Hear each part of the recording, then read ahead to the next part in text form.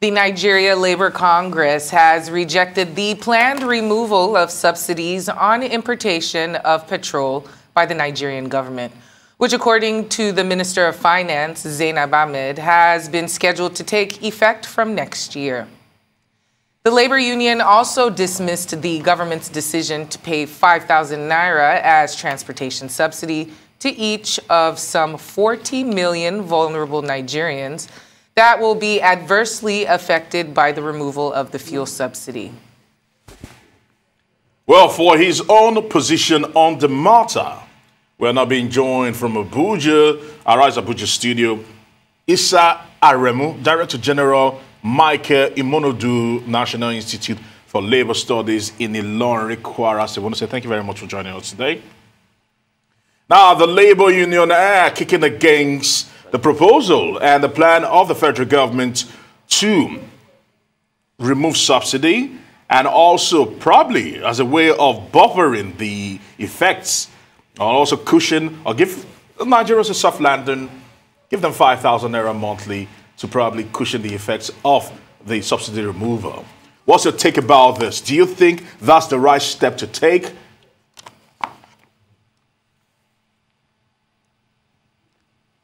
Well, I'm not really sure whether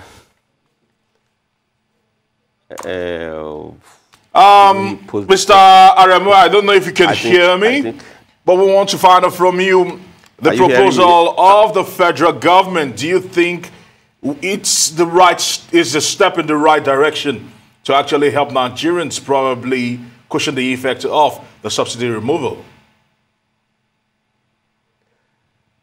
Well, I think whether right or wrong, I think there's a consensus among the stakeholders that it cannot be business as usual in the petroleum sector, downstream sector. I think there's a national consensus now being built.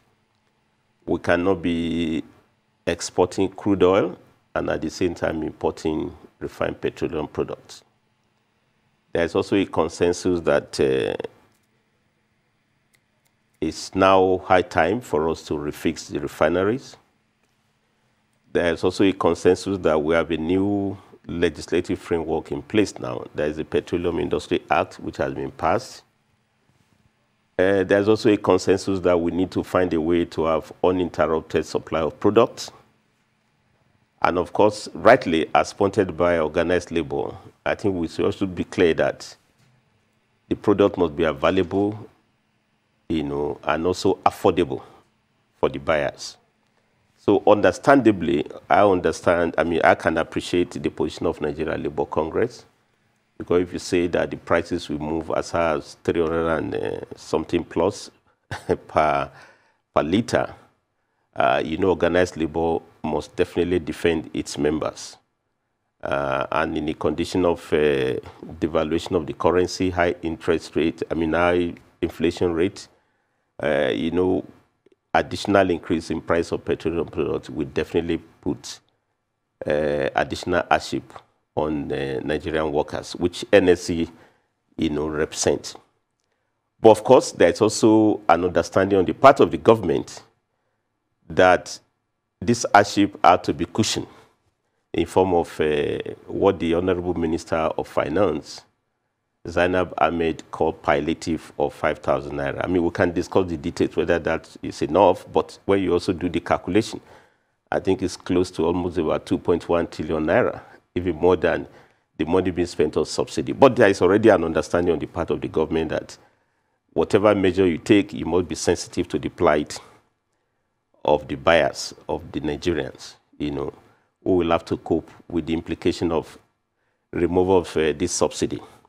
So all I want to say here is that I think we need to promote more social dialogue. We need to create a forum for all the stakeholders so that we look at all the numbers, how much is being spent on petroleum subsidy, how much will it be, what will be the implication if we remove it, how much the government is willing to part with to cushion the effect. But all this can only be done through comprehensive social dialogue.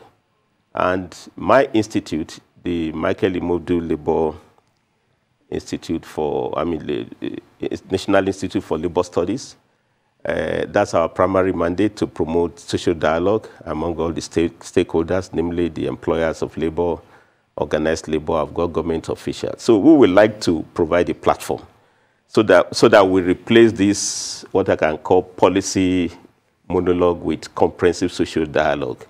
I'm also aware from last year that government has been engaging with labor, organized labor, both the TUC, both the NSC and NSC, and as well as other stakeholders on this issue.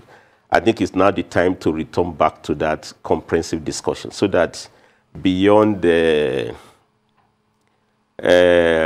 what we are reading in the newspapers, beyond declaration of intention, it would be nice to build consensus around this issue of removal of subsidy. But you know, we've come a long way on these issues.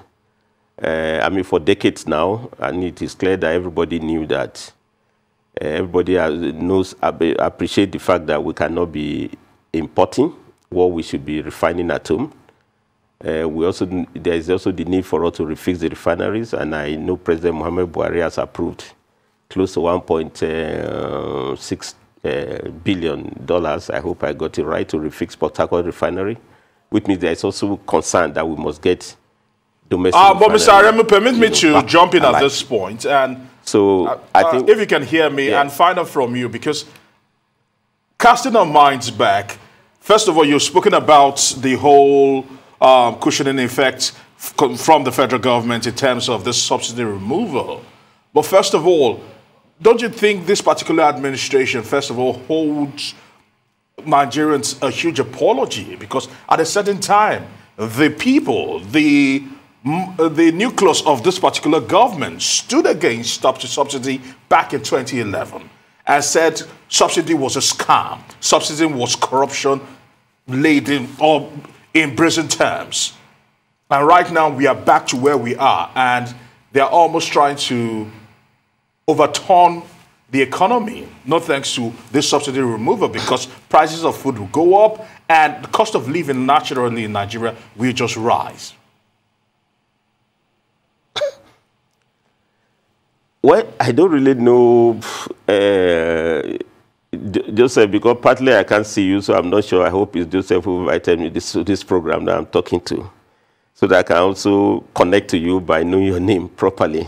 My name is Aaron, by the way. But Aaron is the name. Aaron, okay, Aaron, fantastic. Your voice is as clear as that of Aaron. But what I want to say, Aaron, is that I don't think we should go back and looking at the politics of the issue. I mean, we are almost 6 to 7 years of this administration.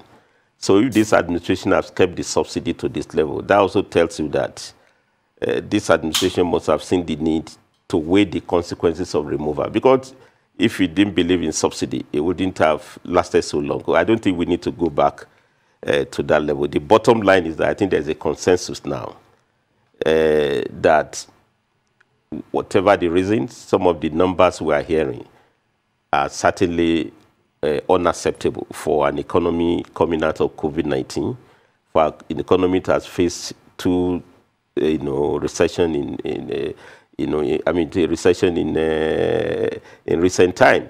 So there's decline in revenue, and also and this has to come from public purse. But what you must also consider to this administration is that, unlike in the past, in which we used to have a big bang, in which you just have the announcement of new prices, in which you have removal of subsidy. Now we have been put on notice. I'm not sure what that one means in terms of managing policy, but at least we have been noticed that this policy will be carried out next year. So there's enough intention to have a gradual approach to reform, not the kind of shock therapy that we used to have in the past. Yeah. But whatever it's going to look like, Aaron, my view is that we cannot be engaging in policy shouting match. We need to sit down together, and Nigeria has all the framework for engagement.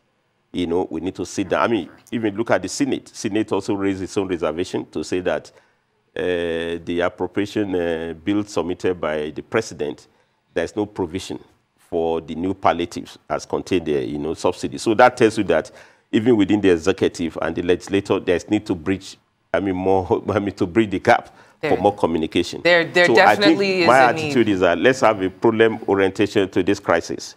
And if the Senate and the executive couldn't have proper understanding, you can see the gap between the government and the labor. But all I'm saying is that let there be social dialogue, and social dialogue means that all the parties should look at the numbers, we reason together, government has its own view, organized labor has its own perspective, then we trade the numbers. But it is clear that we all agree that petroleum sector needs transformation.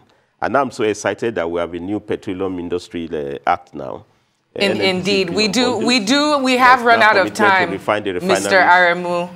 To cut you short, we have run out of time. We have many more questions to discuss, but hopefully we can get you back on the program as we still have till 2023 when these subsidies are removed. Thank you very much for joining the program.